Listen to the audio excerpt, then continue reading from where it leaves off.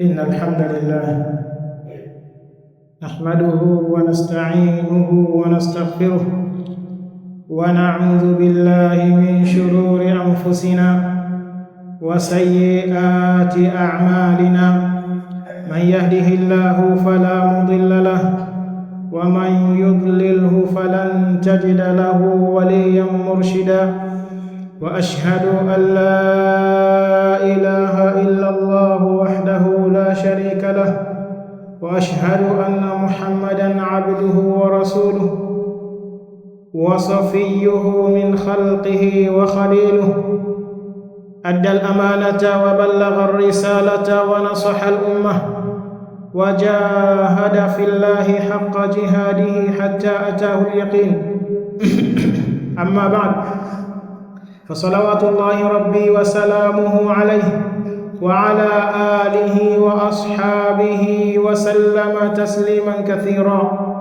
يقول الله سبحانه وتعالى في كتابه الكريم: يا أيها الذين آمنوا اتقوا الله حق تقاته ولا تموتن إلا وأنتم مسلمون.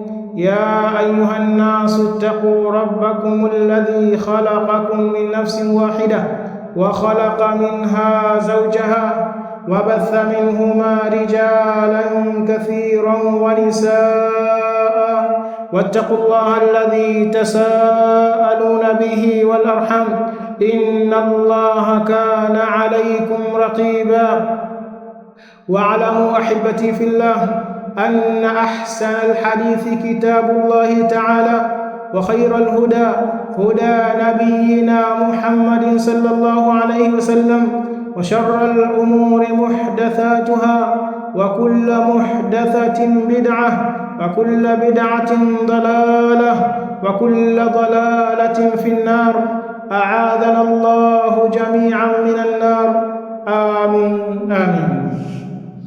وتكفوا إسلام nakuhusieni kama ninavyohusia nafsi yangu katika suala zima la kutekeleza amri za Allah subhanahu wa ta'ala na kujiweka mbali na makatazo ambayo ametukataza ili tupate salama katika maisha haya mafupi tunayoishi hivi sasa ya dunia, lakini pia tupate salama katika maisha ya baadaye, maisha ya akhira ambayo ndio maisha ya kudumu. Ndugu zangu Waislamu, Allah subhanahu wa ta'ala yuridu minna shay'a, anataka kutoka kwetu kitu. Allah anataka kwetu sisi jambo. Hasa hili jambo, je, wanadamu Muislamu yuko tayari? Jambo ambalo Allah alitaka kwake yeye, tena kwa maslahi yake mwenyewe mwanadamu.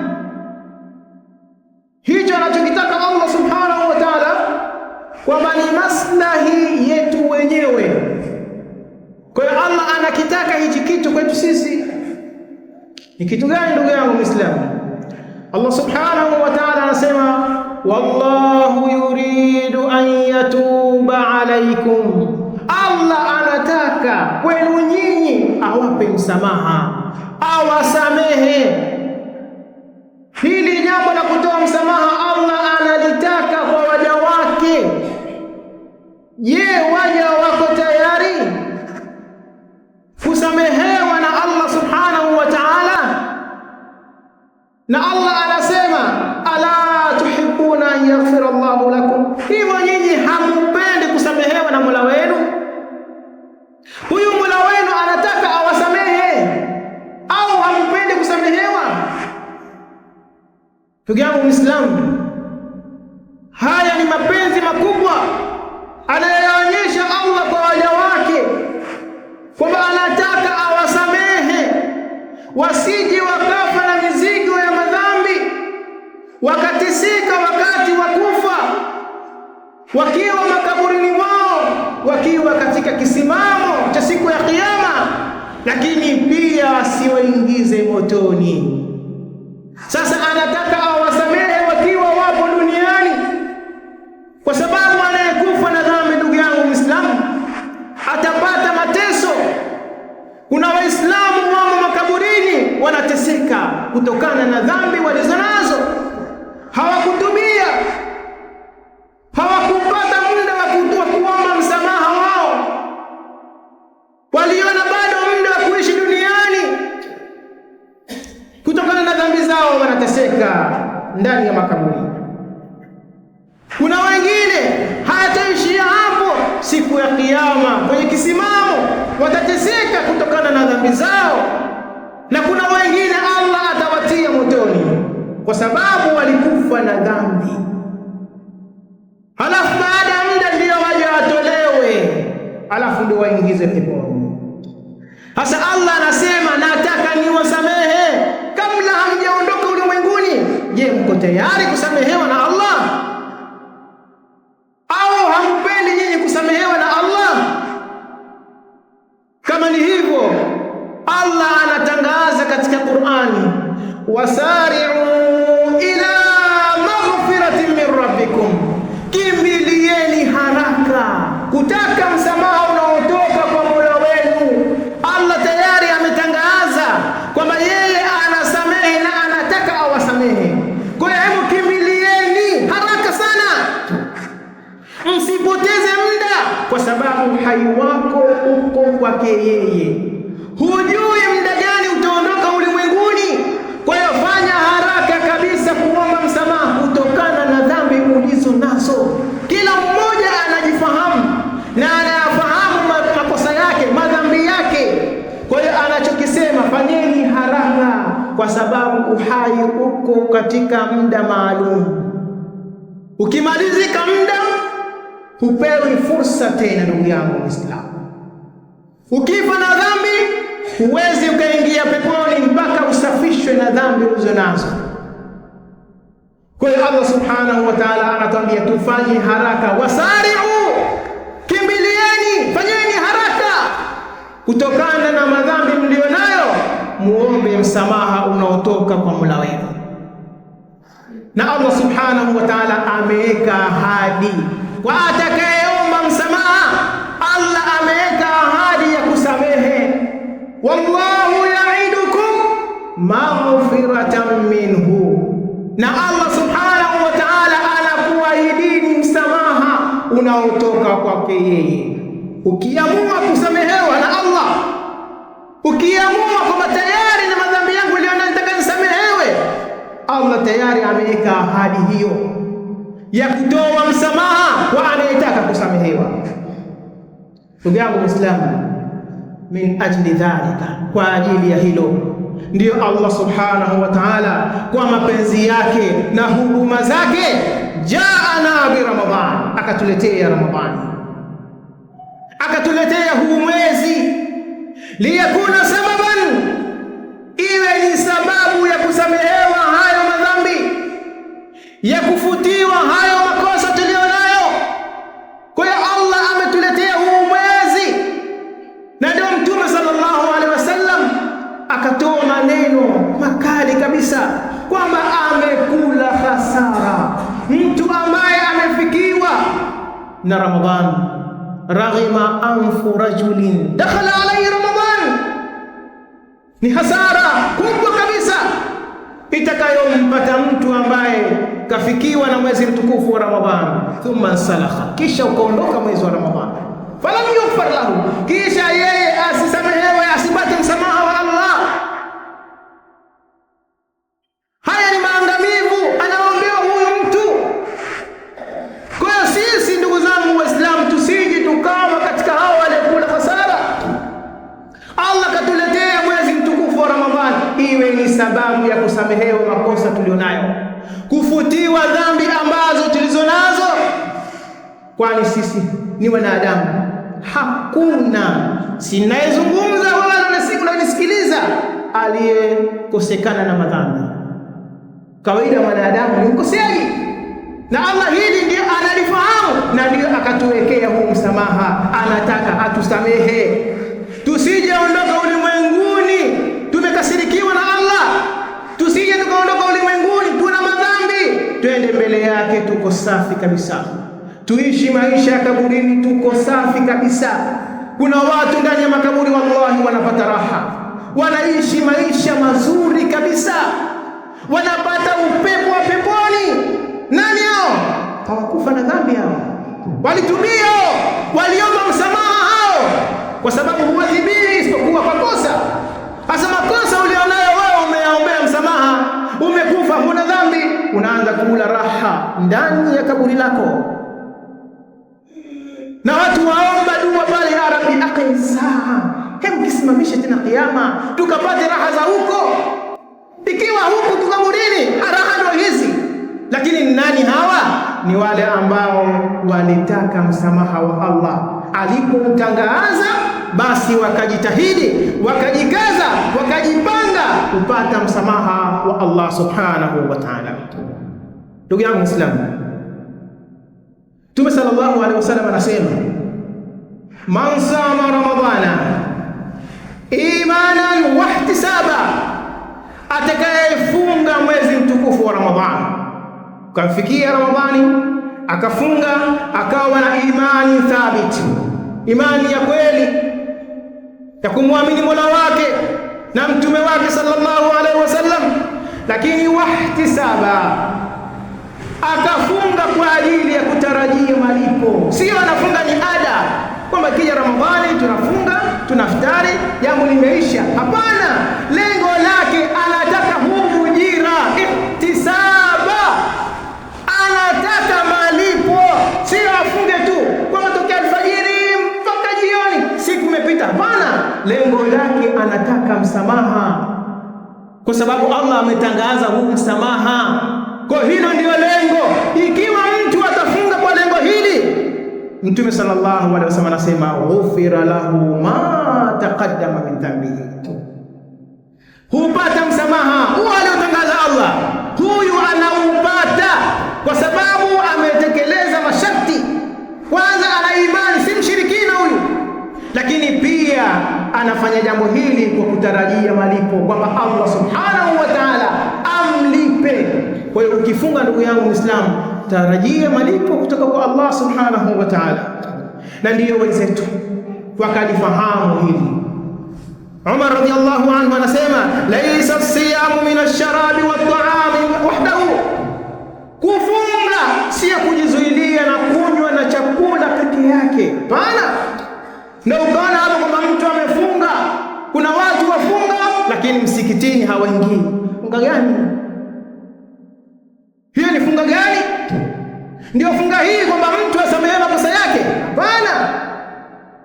Kwa hiyo Umar anasema walakinahu min al-kadhib wal-batil wal-laghwi, lakini pia funga ni kujizuilia na uongo. Watu wajizuilia na uongo. Leo uongo umekuwa ni kitu cha kawaida kabisa. Si mfanya biashara, si mnunuaji, si mtu wa kawaida. Simu ndio kabisa zimetuingiza katika uongo. Upo Kengeja, unaambia mtu niko Mtambile, nakuja. Mtu anakusubiri, baada ya dakika 2 tunafika. Kumbe ndio kwanza maskini huanza safari. Unaona ni kitu cha kawaida. Wewe umefunga, unatakiwa ujizuilie na uongo. Usidanganye, hata kama ni uongo gani, usidanganye. Muislamu kwanza hasemi uongo.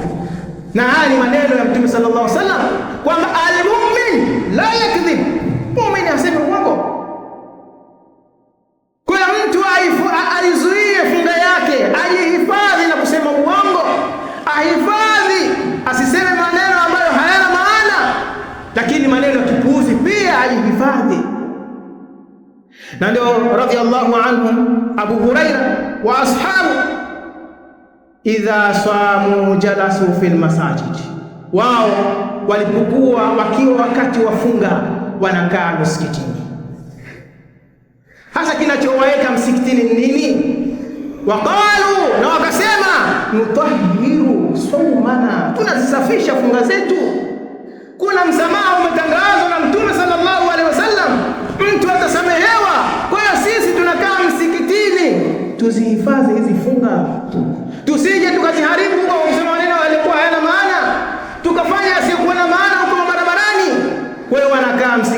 kwa ajili ya kuhifadhi funga zao, ili ikimalizika Ramadhani na wao wamo ndani ya watu ambao wamesamehewa. Lakini Talq bin Habib rahimahullahu ta'ala, yeye alikuwa vipi?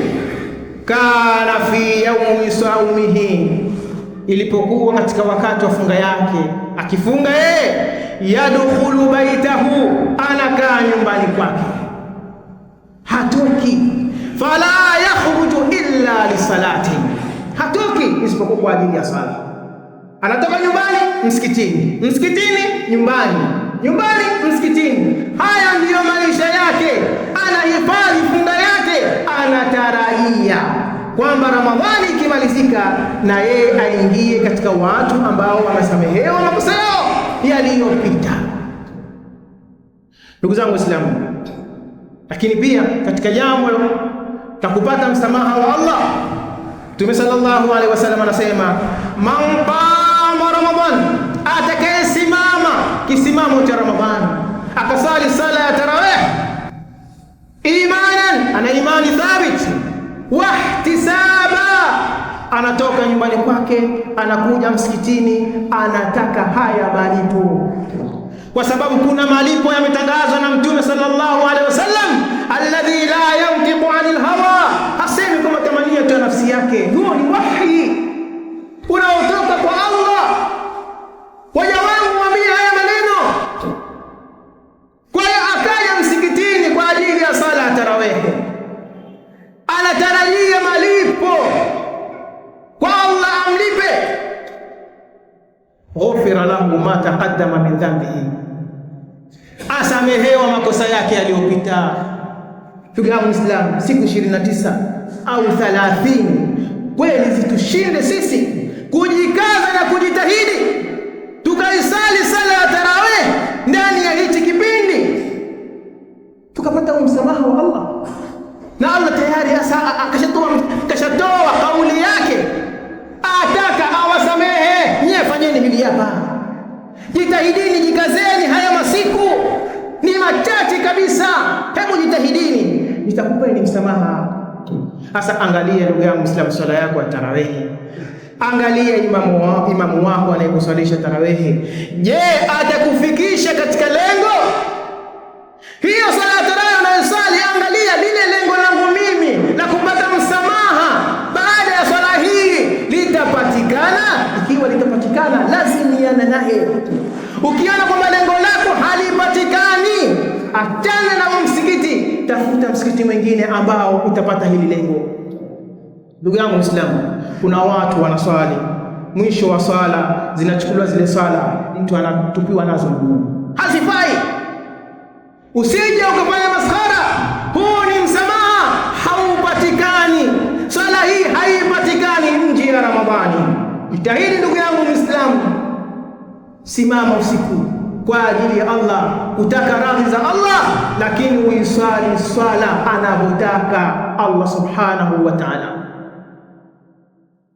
Ndugu yangu Muislamu, lakini pia kuna jambo ambalo mtu akilidiriki anapata msamaha wa Allah subhanahu wa ta'ala. Mtume sallallahu alaihi wasallam anasema, man qama lailatul qadri, atakayesimama huu usiku wa lailatul qadri, ukapita huu usiku hali ya kuwa yeye yumo ndani ya ibada yoyote ambayo anaifanya,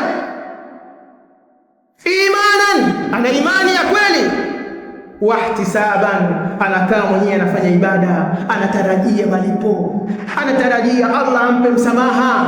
Sio anasimama tu watu wanaamka usiku naye anaamka usiku, hapana. Innamal a'malu binniyat, watu wanalipa kutokana na nia zao. Nia yako natarajia ujira, na mimi Allah nijalie mwaka huu najitahidi, najikaza nipate huu ujira, kusamehewa makosa yangu.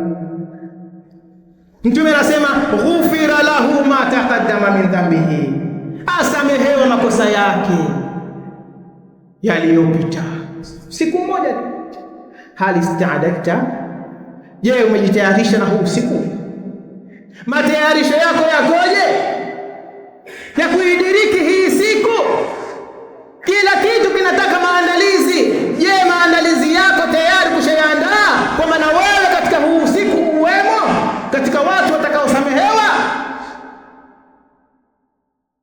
Hilo ni la kwako wewe ndugu yangu Muislamu, lakini ista'id, chukua juhudi, jiandae kadiri ya uwezo wako, lakini biidhnillahi ta'ala, na wewe uwemo ndani ya watu ambao wataudiriki huu usiku, ndugu yangu Muislamu.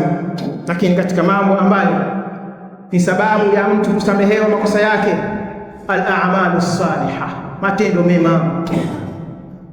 Hili ni jema, wewe lifanye, usilidharau, hata ukaliona ni dogo vipi, usilidharau. Kuna watu wameingia peponi ndugu yangu Muislamu kwa kuondoa tu udhia njiani, tawi pana tawi njiani akaliondoa kwa lisije likawaudhi Waislamu, akaleka pembeni. Mtume sallallahu alaihi wasallam anasema kwa hili, huyu fil janna, peponi. Mara ngapi tunapita barabarani, muna magubi, muna makuti yameanguka njiani, unashindwa kusimamisha bodaboda lako ukaondoa ukalieka pembeni ukina safari zako. Mara ngapi unapita katika njia mabondeni, unaenda shamba huko, njia imezongana na mipenda pendapo miti, washindwa kuikatia njia, watu wakapita vizuri, watu wameingia peponi, tawi moja. Usidharau katika wema chochote, hili ni jema, lifanye. Mpaka Mtume sallallahu alaihi wasallam anasema la tahqiranna min al-ma'ruf shay'an walau an talqa akhaka biwajhin taliq, hata lile la kukutana na Muislamu mwenzako kwa bashasha, ukakaa na wenzako kwa vizuri kabisa, hili usilidharau mbele ya Allah, ujira wake ni mkubwa kabisa. Kwa ndugu yangu Muislamu, matendo mema ni sababu ya mtu kusamehewa makosa yake. Allah subhanahu wa ta'ala anasema innal hasanat yudhhibna sayiat, hakika ya mema, mtu akiyatenda mema, yale mema anayofanya yanaondosha mabaya aliyoyatenda. Kwa hiyo watu wazidishe wema kwa wingi, kila ukiona hili jema wewe lifanye kadiri ya uwezo wako. Na Mtume mpaka akasema hata ubaya watende, usiudharau. Ndio uwezo wako wa kutoa sadaka, utoe, mpe maskini, ubaya watende, utoe kwa ajili ya kutaka radhi za Allah subhanahu wa ta'ala. Kwa hiyo mema ndugu yangu Muislamu ni mengi sana. Hebu fanya wema, huu wema utasababisha madhambi kufutwa. Na katika mema ndugu yangu Muislamu ambayo yanapendeza sana katika kumwezi qiraatul Qur'an, soma sana Qur'an.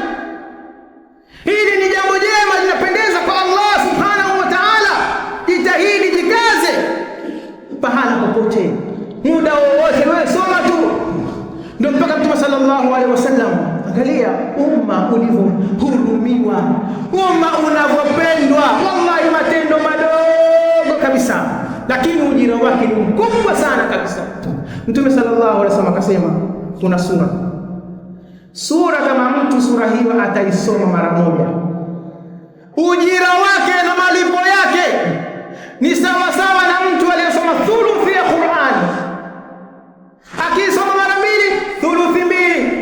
Akisoma mara tatu, ni sawa sawa aliyesoma mashafu nzima, kiujira na malipo. Sura ndogo kabisa. Sura gani hiyo? Al-Ikhlas, qul huwallahu ahad, Allahus samad, lam yalid wa lam yulad wa lam yakul lahu kufuwan ahad. Ukisoma mara tatu hii, ujira wake, thawabu zake, malipo yake ni sawa sawa uliyosoma mashafu mzima. Haya, wewe na bodaboda lako unatoka hapa mpaka Mtambile, ukaamua kwamba huna story na abiria wako, unasoma qul huwallahu ahad, mara ngapi utazipata mpaka Mtambile? Au wewe ni abiria ukazisoma hizi, uko shamba, uko kwenye duka lako, kwenye biashara yako, kwenye kazi zako, sura ndogo kabisa, wajivunia miji thawabu mingi kabisa. Hii ikiwa ni Ramadhani, ikiwa ni nje ya Ramadhani. Na Ramadhani ujira unaongezeka zaidi na zaidi. Kila wema ukifanya, kuna madhambi huko yanafutwa. Na ndio Mtume sallallahu alaihi wasallam akatuwekea mfumo maalum ili wewe usipate hasara, kwa sababu wewe ni mwanadamu hatoacha kuteleza na kukosea. Kwa hiyo Mtume akatwambia, ukiona umekosea, wa atbi'is sayyi'ata alhasanata, ukikosea lile baya ulilofanya lile, tafuta jema ulifanye. Kwa jema hilo Mtume anasema tamhuha, litafuta lile baya ulilotenda. Kwa hiyo ukijiona hapa nimekosea, katafute wema ndugu yangu Muislamu. Chukua 1000 itoe kwa ajili kwamba Allah subhanahu wa ta'ala ile kosa ulilofanya usamehe. Kanunue kilo itende ya maharage ya tambi kampe maskini kwa sababu nimefanya kosa kwa ajili ya hili, ili Allah anisamehe kosa hili. Kwa hiyo mtu akiteleza, yeye ni mwanadamu, hatuacha kuteleza, lakini tafuta jema. Kupitia jema hilo Mtume sallallahu alaihi wasallam anasema mtu huyo kwa makosa lake lile litafutwa. Lakini ndugu yangu Muislamu, katika jambo jingine ambalo linaleta msamaha, watu wanasamehewa, kukaa katika vikao vya dhikri vya kumtaja Allah subhanahu wa ta'ala. Katika durusi, pahali pana darsa, nenda kasikilize ndugu yangu Muislamu. Ikiwa ni msikitini, ikiwa si msikitini, wewe nenda kasikilize hii darsa. Kuna malipo makubwa, kuna msamaha hapa, watu wasamehewa. Na watu wangalifahamu wallahi ujira unaopatikana. Msikiti ungekuwa utoshi, si alfajiri, si darsa za dhuhuri, si darsa za magharibi, za alasiri. Anasemaje Mtume sallallahu alaihi wasallam? Anasema majalasa qaumun majlisan, hajakaa watu katika kikao, yadhkuruna Allah azza wa jalla, wakawa wanamtaja Allah, hawa wanafundishana hawa maneno ya Allah, yadhkuruna Allah azza wa jalla fi fayaqumuna, wakafikia wakati wa kusimama sasa, darasa ishamaliza, assalamu alaikum wa rahmatullahi wa barakatuh, watu wanainuka. Hawatonyanyuka watu hawa hata yuqala lahum, mpaka waambiwe. Utatoka mnada huko, wanaambiwa wale watu waliomo katika kile kikao, qad ghafara Allahu lakum, simameni, kwa hakika Allah kashakusameheni. Robo saa watu wanakaa wanasikiza darsa, wanaletewa ujumbe kutoka mbinguni, simameni hali ya kuwa Allah kashawasamehe. Wabuddilat sayiatikum hasanat, na tayari yashabadilishwa makosa yenu, mabaya yenu yashabadilishwa zamani, yashakuwa mema. Ujira baada ya alasiri mpaka karibu na magharibi, saa 1:30, makosa yako yabadilishwa yawa mema. Waletewa mnada wewe kutoka mbinguni, kushasamehewa. Allah anasema ala tuhibuna yaghfira Allahu lakum, hiyo nyie hamtaki kusamehewa na Mola wenu? Mbona mambo ya kupata msamaha ni mengi? Tusiseme kwa mdomo, tusemeni kwa vitendo. Kweli tunataka msamaha ya Rabbi. Na katika hadithi nyingine ambayo ni ndefu sana, kwamba Allah subhanahu wa ta'ala ana malaika special, hawa wanatembea katika miji, wakikuta sehemu pana darsa anatajwa Allah subhanahu wa ta'ala, na wao wanakwenda katika ile darsa, wanakaa na wale watu, na wao wanasikiliza, alafu wanakwenda zao kwa Allah subhanahu wa ta'ala, wanapeleka ripoti, na Allah anafahamu zaidi. Allah anawauliza, mmekutaje, mmewaachaje waja wangu? Waja wako wanakuomba pepo, wameiona? Hawajaiona. Hawangeiona je? Wangekuwa na shida sana ya kuiomba. Jengine ikinga nalo moto, wameuona? Hawajauona. Hawangeuona. Wanajitihada kubwa ya kujikinga nao. Anaendelea mazungumzo mpaka kisha anasema Allah subhanahu wa ta'ala kuambia malaika. Anaambia vipi? Fa inni ushhidukum, mimi Mola wenu na kushuhudisheni nyinyi malaika wangu, anni qad ghafartu lahum, kwamba mimi nishawasamehe wao. Muda mchache waliokaa katika darsa, waletewa ujumbe kutoka mbinguni, kushasamehewa. Malaika watasema inna fihim fulana ya Rabb, sawa, ushasamehe. Lakini kuna mtu alitokezea akaja katika ile darsa. Huyu mtu ana sifa gani? Kwanza al-khatta'u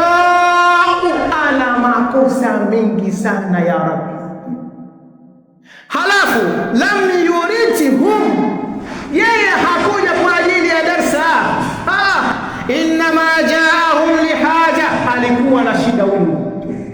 Pengine alikuwa na shida ya mtu, alipoona yuko msikitini anasikiza darsa, akana subiri nimsubiri na mimi nikae katika hichi kikao, akimaliza darsa nitazungumza naye.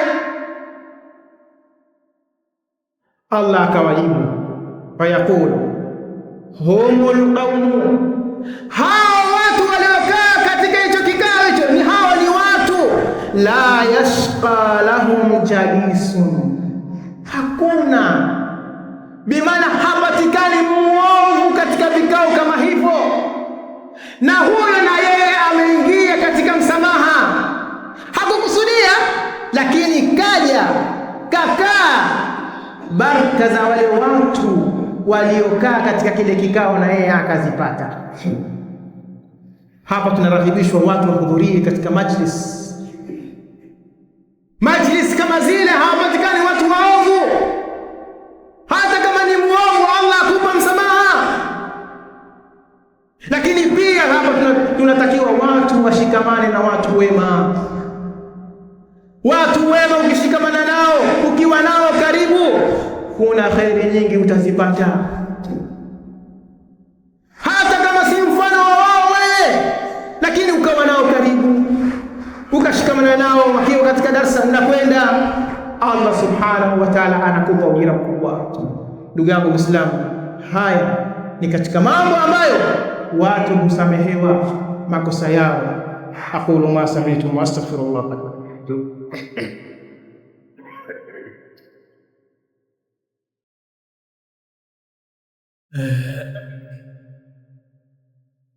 Alhamdulillah wahdah wassalatu wassalamu ala man la nabiyya ba'dah.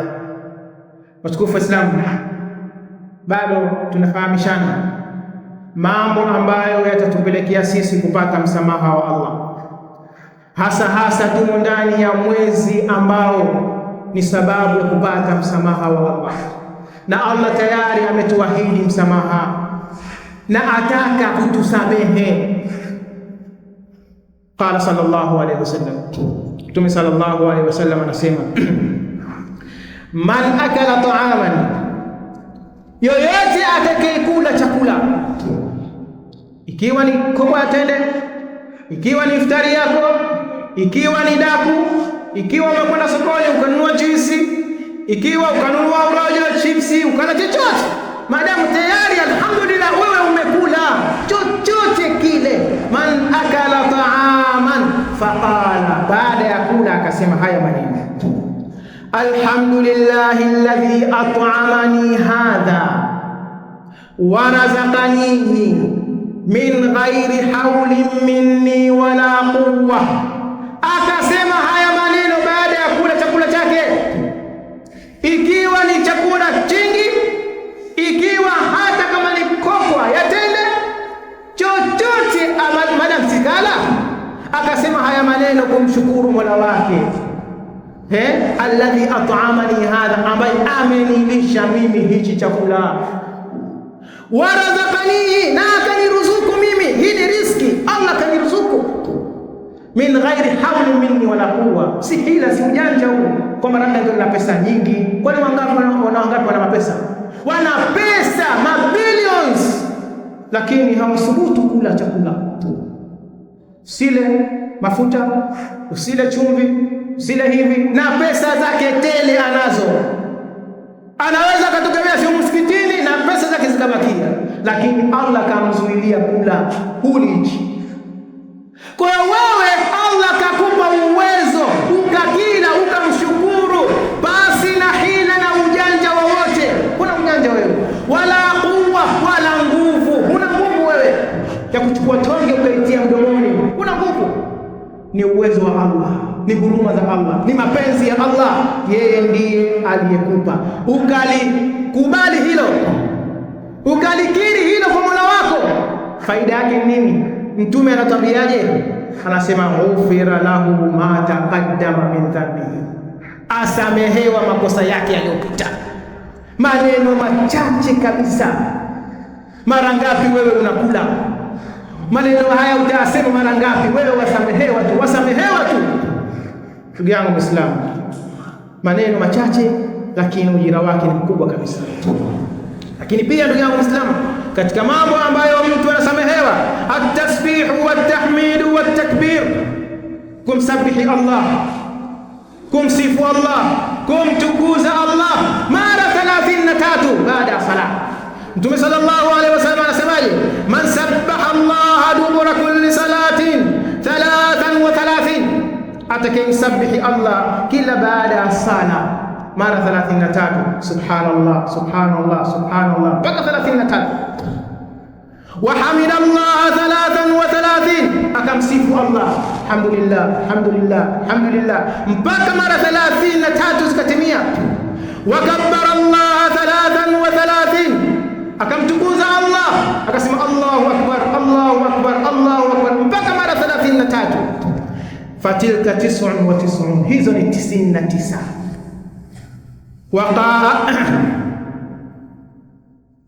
Waqala tamam al-100, sasa akasema ili kutimiza 100 akasema gani? La ilaha illa Allah wahdahu la sharika lah, lahul mulku wa lahul hamdu wa huwa ala kulli shay'in qadir. Ikawa tayari 100 ishatimia.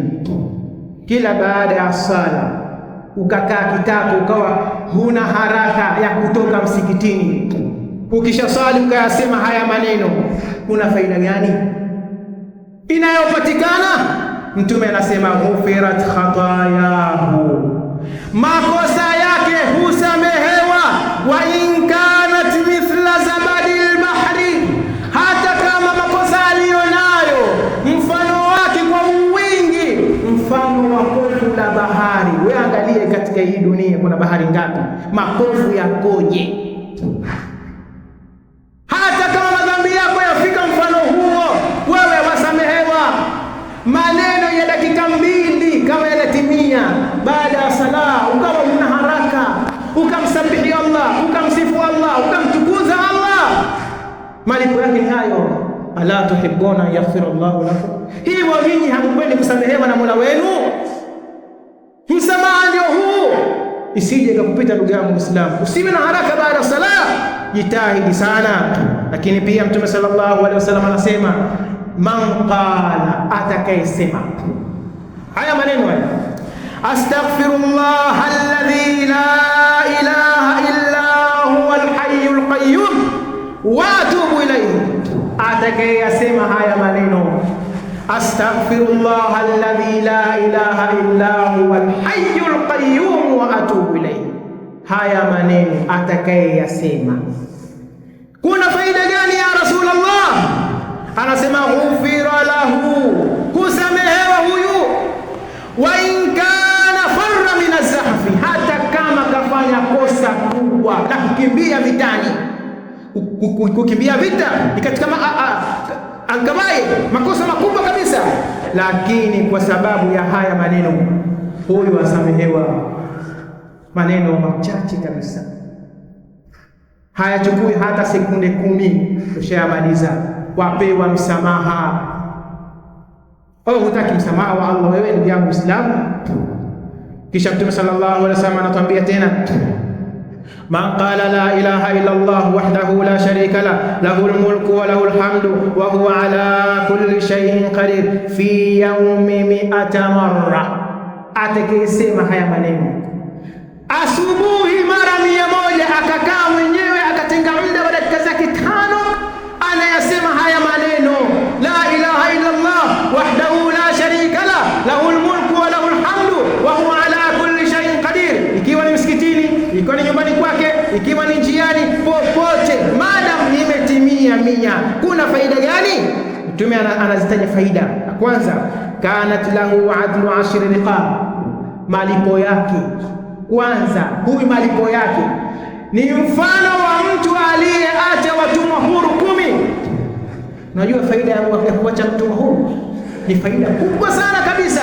Wewe kwa haya maneno mara 100 asubuhi, ujira wako utakaopewa na Allah ni mfano wa kuacha watumwa huru 10. Wa kutibat lahu 100 hasana, halafu aandikiwa mema 100. Kuna watu asubuhi mpaka jioni mema 100 hajayapata. Sikwambii 100, 10 hajayapata. Wewe kwa muda wa dakika chache kabisa unachuma mema 100. Siku ya kiyama watu watatafuta moja tu hawanayo. Wewe nafasi Allah atakupa, upo hai, chuma haya mema. Wa muhiyat anhu 100 sayyi'ah, lakini pia afutiwa makosa 100. Alikuwa na makosa huyo, 100 yafutwa, mzigo unapungua. Si hilo tu, wa kanat lahu hirzan min ash-shaytan yawmuhu dhalika hatta yusi, anakuwa na kinga. Allah anamlinda huyu na shetani